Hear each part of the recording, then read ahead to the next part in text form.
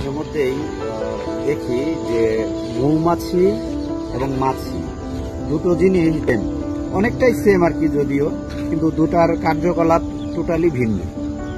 তো মৌমাছি কি করে, মৌমাছি হাজারো খারাপের মধ্যে, হাজারো মানে নষ্ট জায়গার মধ্যে সবচাইতে ওখানে যে ভালো কোন জিনিসটা আছে, যেমন ভালো যদি কোনো একটা ফুল থাকে সেটাকে খুঁজে বেড়ায়। আর মাছির কাজ হচ্ছে হাজারো সুন্দরের মধ্যে কোথায় কোন খারাপ জিনিসটা আছে সেটাকে খুঁজে বেড়ায়।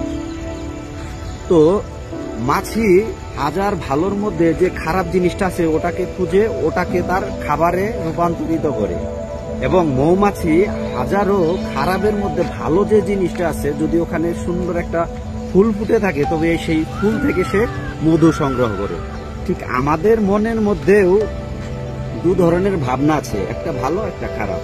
তো আমরা যদি নিজেকে ভালো বা খারাপের দিকে রূপান্তরিত করতে চাই, আমরা কি করব সেটা একমাত্র আমরা নিজেরাই করতে পারবো।